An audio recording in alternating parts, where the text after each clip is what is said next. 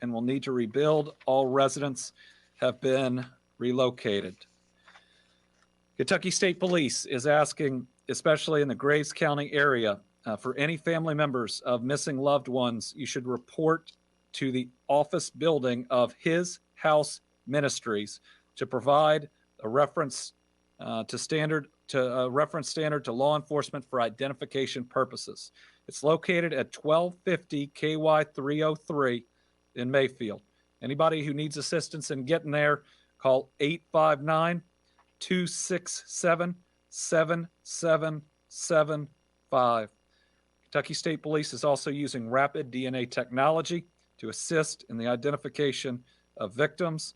So they're requesting any family members of missing loved ones to come to that same building to submit DNA so that they can match.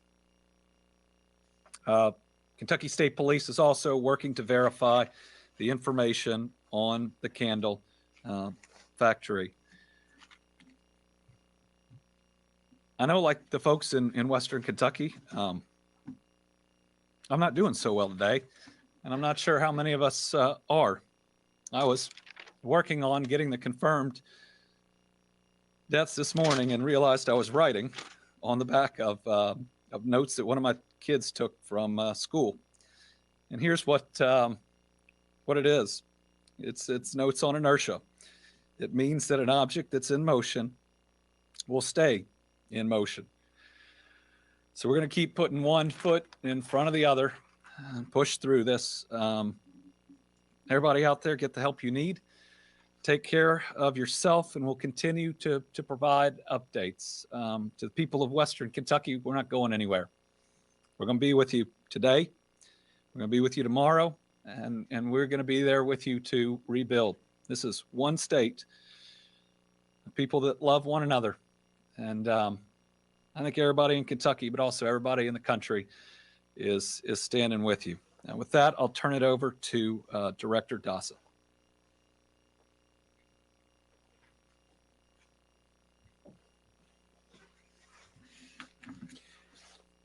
Thank you, Governor, and good morning. So I'm going to give you an overall update of operations. The state EOC is in operation at level 3. We have an extraordinary complement of state and federal personnel, probably numbering 80 to 100 right now. These folks will be on duty each day and every day, including the weekends, to answer the requests from our counties and to render assistance. So we have representatives from the Kentucky Transportation Cabinet, the National Guard, forestry, law enforcement, energy sector, sheltering, volunteer organization, parks, Red Cross. We've established an aircraft command and control section for overflights to survey the damage. So now I'll go into some of the power numbers. And the Governor, there's been some good news. Within the last 10 minutes, the numbers dropped again. We are literally at 28,531 outages as of this moment. This is a remarkable outcome when you look at the damage that has been impacted across our Commonwealth. So approximately 95% of potentially impacted power lines have been assessed. That's a big thing. In most of these events, the power companies can't get to the lines even to perform the assessments. So 95% have been completed. Now, there's some bad news with the good news. There are still 29 transmission lines. These are the lines that feed from the power plants. If you recall in the ice storm, you saw collapse of these massive towers that run across our state. We have had that, and the restoration will be weeks to months for these. So we'll have a small number that feed off these transmission lines that are still out. We have at least 97 power structures damaged. Several local power companies have extensive damage to their own distribution systems, and they're underway, certainly. Mutual aid crews from across other states are arriving daily. We have, and this is just an estimate of 3 companies, and we have a number of them, and I'll go through them. We have 8,000 power poles. These are the ones in your neighborhood that are down. They have to be dug, replaced, wire strung, so it's a massive effort. 8 of the most impacted local power companies: West Kentucky Rural Electric Cooperative, Lexington Electric, Nashville Electric, Memphis Light Gas and Water, Warren Rural Electric, Murray Electric, Bowling Green Municipality, and Mayfield Electric. So we have water systems also impacted. 3 systems currently not operational with 10,400 customers. 11 systems currently with limited operational capabilities for about 17,000 customers. These are boil water advisories. We're certainly familiar with those in other impacts. The division continues to coordinate with all municipal utilities. We are delivering generators as we speak. Our regional administrator will speak to some of the generation opportunities and things they're bringing over Target here in a second. In Graves, in Mayfield, they're experiencing overload in some circuits, and that is to be expected because of the level of power that they're trying to restore. Generators arrived at Mills Nursing and Rehabilitation this morning, and they've restored heat. We're coordinating with FEMA, the U.S. Corps of Engineers, and Department of Public Health to provide water. Certainly water is in high demand in Mayfield and in other communities. We are bulk drop shipping water, bottled water to command centers across the state in the impact area. We have requested and received. And again, folks, I can't stress the amount of federal support that came so quickly. I can tell you from just being a veteran of now 17 disasters, it takes time to get wheels rolling. We had USAR teams, these are federal urban search and rescue teams, on the ground before I had finished submitting the request. Gracious Sheck just overnight approved 3 additional USAR teams to do wide area searches.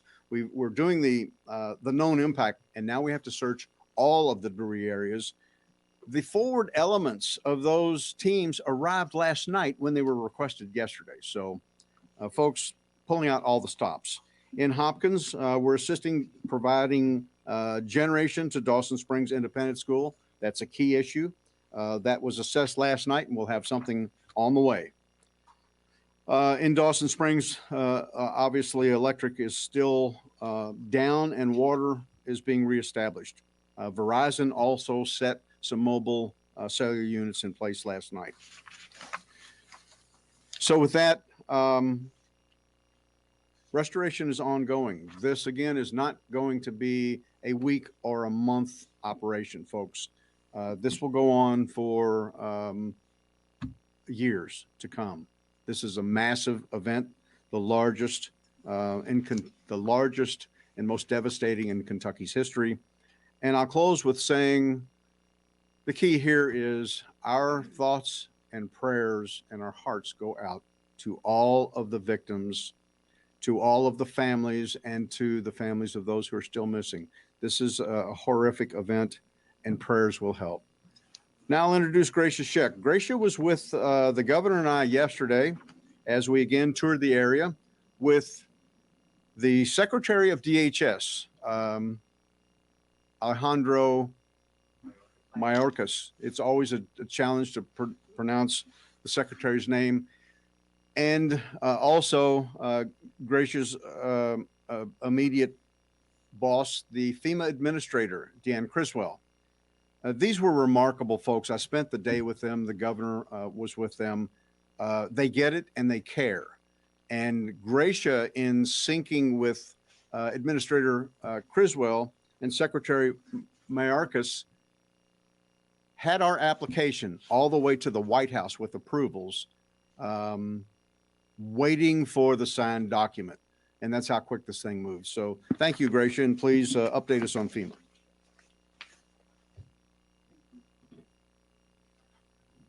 Governor, Director Dossett, thank you.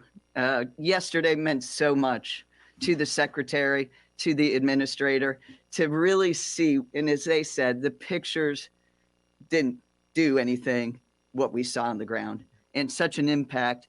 And as Director Dossett said, our hearts and prayers and thoughts go to the families. For the families who lost loved ones, for the families who suffered such incredible damages from what we saw. And last night, as you heard, the president did declare a major declaration. And this included 8 counties. And I'll read those counties off. It is for Caldwell, Fulton, Graves, Hopkins, Marshall, Muhlenberg, Taylor, and Warren counties. And that's just the beginning. We will work with the state on identifying other counties to get them added on. What this means is that there is assistance for individuals, for homeowners, for renters. They need to apply for FEMA assistance. The administrator did say yesterday, the first line of defense is insurance. Make sure if you have insurance, that is you've already called them. But we also encourage everyone to apply for FEMA assistance. And that comes in various ways. And I know we've given the slide to the governor's office, so we'll make sure that gets out there into the media. You can go to the app, you can apply online at disaster assistance. I'll probably make it easier, I'm sorry. Disasterassistance.gov. One word, disasterassistance.gov. Or you can call the FEMA hotline at 1-800-621-FEMA, and that's 1-800-621-3362. We will have people out, their disaster survivor assistance teams. They're going to be out in those counties that have been declared. And we may even have people as soon as today. I will get an update of that, but you'll see them. They'll be in FEMA shirts. They'll have a FEMA ID, and they'll be carrying an iPad. They're going to go door to door. They're going to go where they see people working on their homes and try to get them registered and making sure that they're already into that system. And a person will receive a 9-digit number, and they need to make sure they keep that number because they can keep going back online and checking their registration and the status of that. So, don't hesitate when you see a FEMA person with FEMA ID come up to you and talk with them, because you may also be able to tell them where we may find other survivors to bring that assistance to them and get them registered. That is the key message today of that, is to register, register, register in any one of those 3 ways. And there's going to be various forms of assistance available to those that are eligible. And that's in forms of a low interest loan with the Small Business Administration, to grants, which could include temporary housing, rental assistance, repairs, other needs assistance, such as medical. We heard people lost their prescriptions, dental, and funeral assistance. So again, I encourage everybody to register. And when you register, one thing is important is to make sure you give a number of where you can be reached. You may be staying with family and friends. You may have lost your cell phone. Make sure you give a number of where you can be reached, because a housing inspector will be reaching out to you. So that's the disaster assistance piece. Now, what came along with the major declaration for those 8 counties is also Category A. Counties were already declared for Category B, which was emergency protective measures, overtime, things that you did in times of the storms, for the police, the first responders, the vehicles they used. But also it was available for debris clearance, pushing debris off to the roadside. Now they have received Category A, which is debris clearance or debris removal.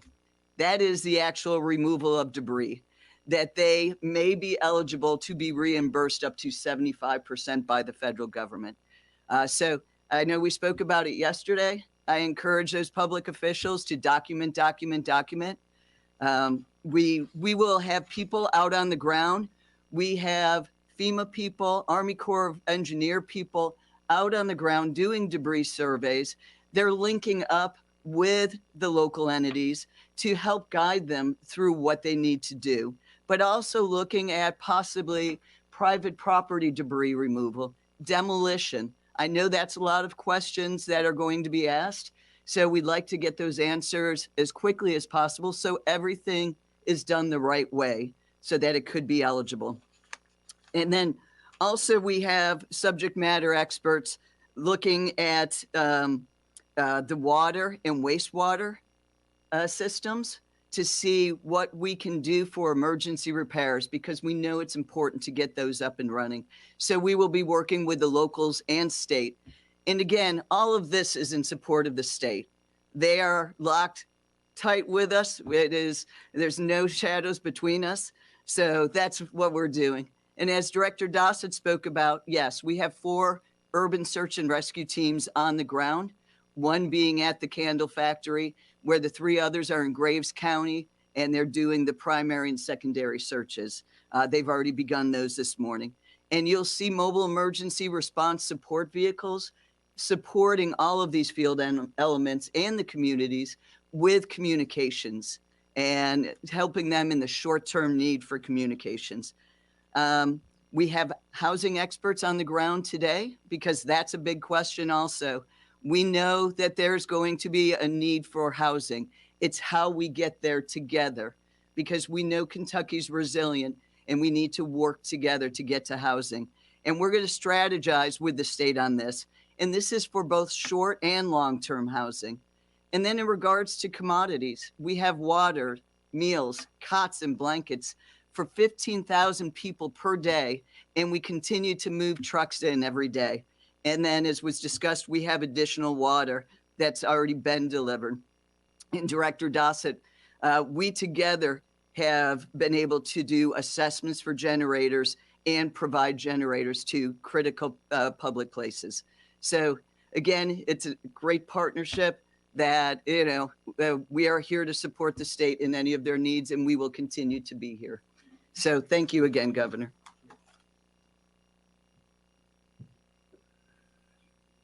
All right, we'll open it up to questions. We've got 5 that are here with us today, 5 journalists and others on the line. So we'll start with Georgia MacArthur. Okay, we'll go to Carolina.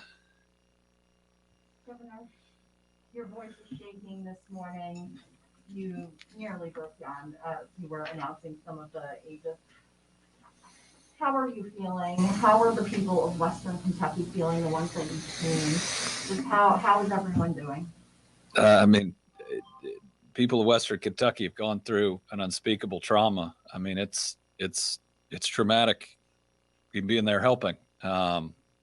You go from grief to shock to being resolute, span of 10 minutes, and then you go back. It's hard to understand how something like this, or why something like this happens. It is just awful. And the people who lost everything but are still here with us, it's hard to think of them as lucky, but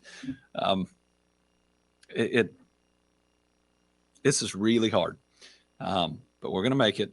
We put one foot in front of the other, make sure we have the inertia, and we'll rebuild. There's going to be grief.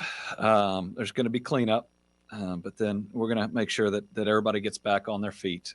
We do have a lot of support out there. I mean, the whole country is calling and trying to help. Actually, one of the biggest challenges we have in these counties is too much in many ways. How to coordinate an unprecedented amount of goods and of volunteers. But there's a lot of love out there.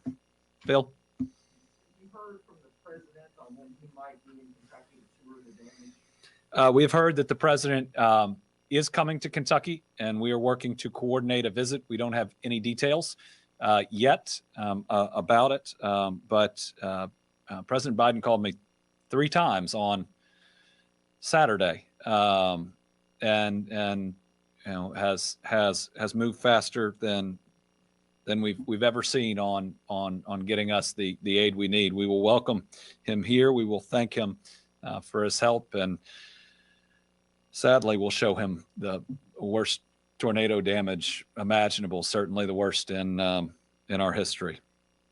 Tom. Thank you, Governor. I'll throw three quick ones at you. Are we gonna have more Kentucky Guard members activated? Will the housing that FEMA helps with, will that include the trailers that we remember, like from Katrina and what have you?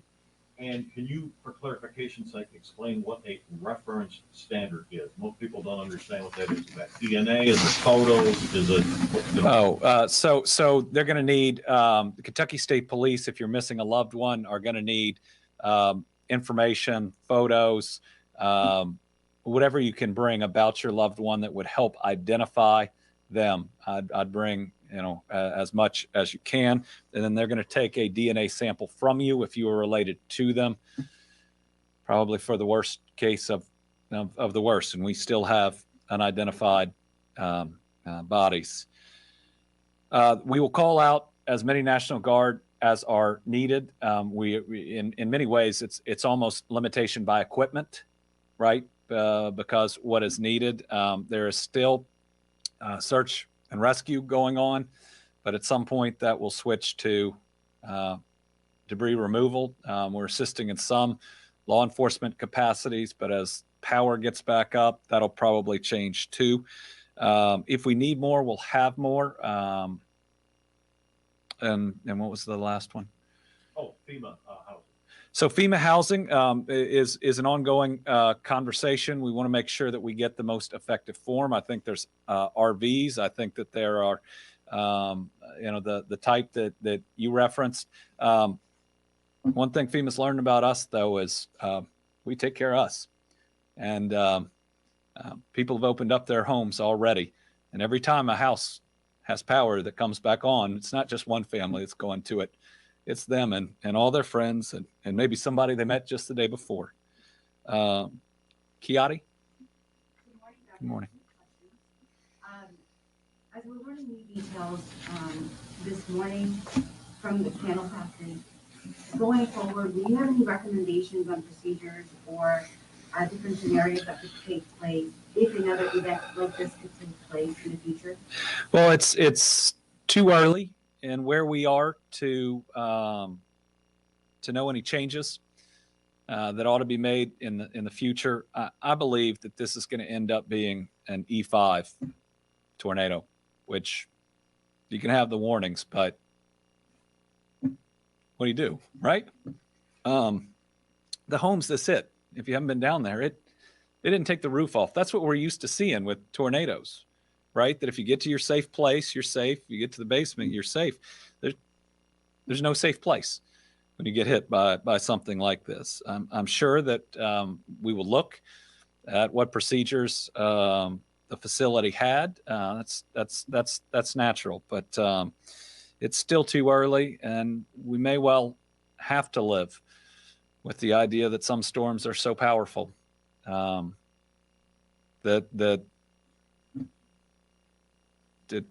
what we can do to protect ourselves is limited. I really hope the information is correct and is verified, because if 94 folks are safe and accounted for, that's the miracle we've been hoping for a couple of days. Very first place I went was that factory, and the 94 must have been folks that had left before, because it's hard to imagine surviving once it hit. Do you have one more? I do. Okay. Today, December 13th, 1 year ago, we watched vaccines arrive to Kentucky. Yeah. We're still in a pandemic while this crisis in Western Kentucky across the state is impacting us. 1 year later, just your thoughts right now with what's going on with Kentucky. It's hard. We've had a pandemic the last 2 years. We've had a historic ice storm. We had flooding that had some of our eastern Kentucky towns underwater, and now we have this. We'll push through all of it because we don't have a choice, and we're strong enough to do it. John Boyle, WFPL. Hi, Governor. I wanted to speak specifically about the candle factory. Obviously, that's a big development if it does turn out to be true. And I know you guys are working on confirming it, but I wanted to get a sense from you, how confident the state is in that information at this point in the process. And then a little bit of, I guess, specific details on the ways you guys are working through it to verify that this information is correct. So we're verifying the information. So I don't have a level of confidence yet. This is information provided directly by the company. Kentucky State Police is working through the list of individuals they found. We just want to make sure they are okay, and then we need to proof whatever documentation it would take to establish the number of people who were there that we have to account for. We believe it's 110. We just want to make sure. So I can't give you a level of confidence, but this is the information the company's providing, and so I want to provide it to the public, and very much hope that it's true. I think the company has also pledged to cover funeral expenses of their families. Jack Bramer from the Herald Leader. Governor, of the 64 people confirmed dead, do you know how many have been identified? And of the 105 Kentuckians unaccounted for, do you have a county by county breakdown of those folks? I don't have a county by county breakdown with me now. We will work on getting that. And remember, that's fluid because people have to report somebody as missing. So 18 of the 64, to my knowledge, are unidentified. So I'm not going to try to do math up here, but if you do the subtraction there, you'll get the identification. WDRB.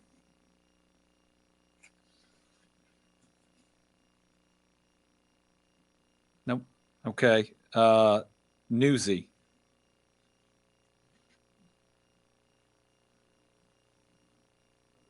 Nope. Okay. Corinne Boyer. Hi, Governor. Your office put out a warning Friday afternoon about the weather that was to hit on Friday evening. Do we know what kind of warning people at the candle factory received? Well, the information was absolutely out in the public about a strong set of storms that could produce tornadoes. We knew we were going to have a significant weather event. But you can stand in the middle of Mayfield, and I don't think anyone could have predicted something as devastating as this is. I do believe there were warnings. I believe for days people were advised. I don't fault warning systems. I don't fault training. I don't know about the procedures in the candle factory, and don't have any reason to fault that either. I mean, how do you tell people that there's going to be one of the most powerful tornadoes in history and it's going to come directly through your building? It's another reason it just makes it really hard. It's the why is an answer that we'll get one day, but not one I think that we'll get on this earth. Debbie Yetter, the Courier-Journal.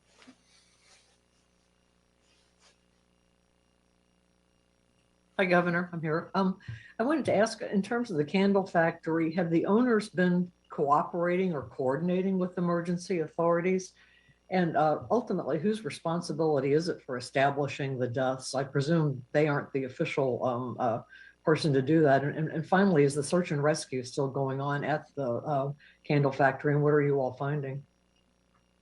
So the owners made several contacts yesterday, including to my office. We put them in touch. We were standing in the room with the coordinators there on the ground.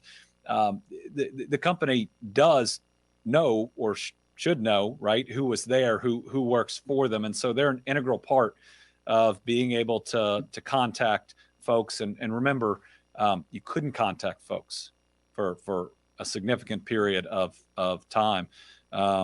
You know, in fact, I was working with AT&T directly yesterday that got 3 different counties up that had been entirely out, and it's really hard to do search and rescue to help to communicate with each other without it. The Kentucky State Police is the group that's currently verifying the information, and once that's verified, it will become official. Again, really hope it's real. Remember, there's still if the company's information is correct, there's still at least 8 unidentified individuals. So that operation is continuing. Right now, it's pretty much 2 12-hour shifts. One Louisville and one Lexington are managing. They sent down some incredible folks, well trained for it. They're coordinating with Mayfield's fire chief. Both the fire chief and the police chief in Mayfield are doing a phenomenal job. Police chief talked yesterday about how he had to take time to figure out which of his officers have homes anymore, that they'd been running for 36 hours before they could breathe and say, do you have any place to go home to rest? But the fire chief specifically wanted to thank Lexington and Louisville, and so many others out there. But the mayors of both those towns have reached out, have said, what do you need? Put them in direct contact with others. But everybody out there, I mean, when I was in Dawson, most of the volunteers were from Madisonville, which had been spared and had come to help. Jen Bellissimo from Fox 17.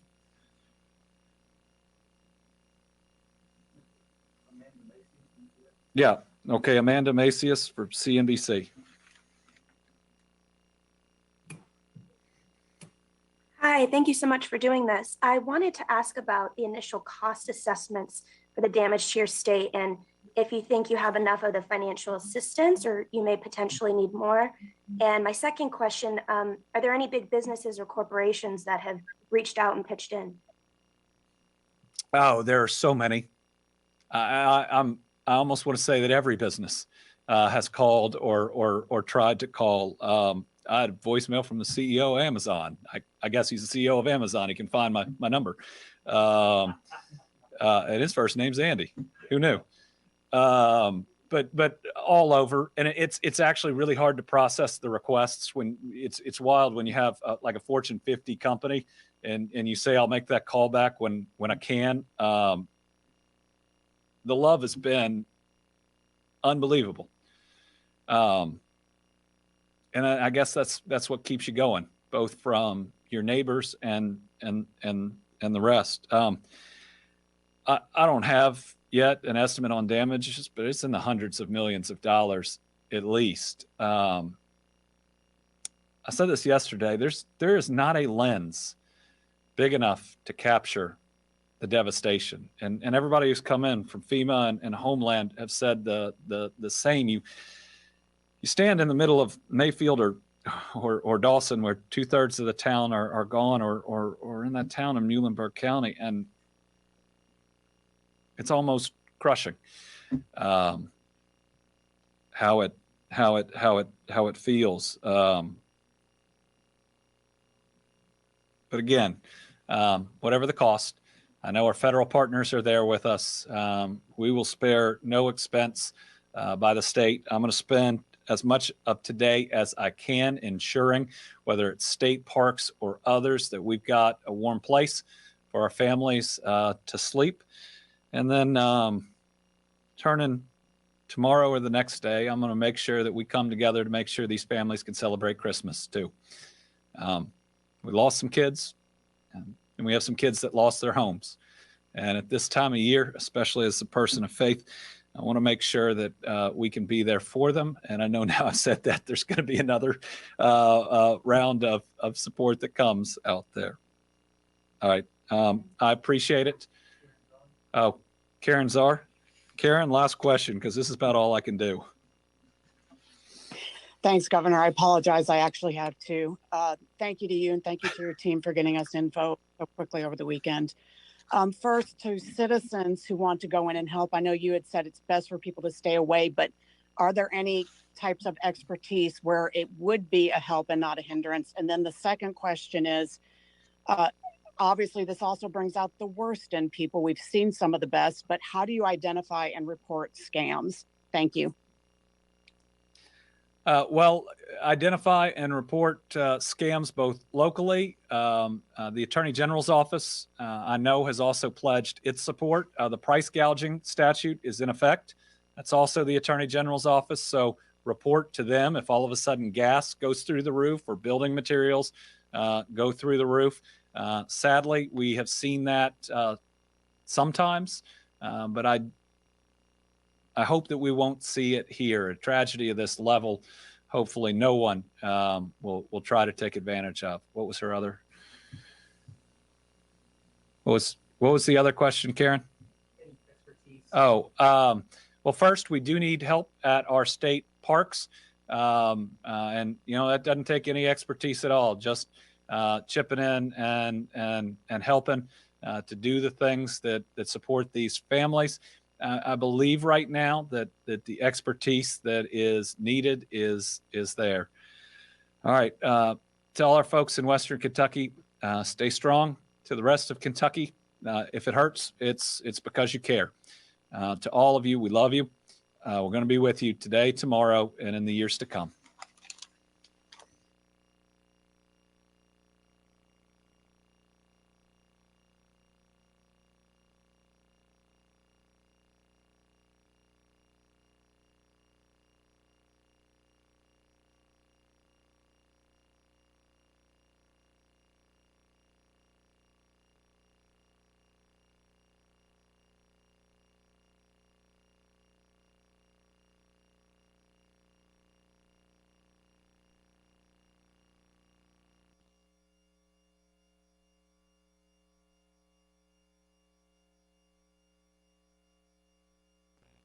Education programs for maternal health providers, and so much more.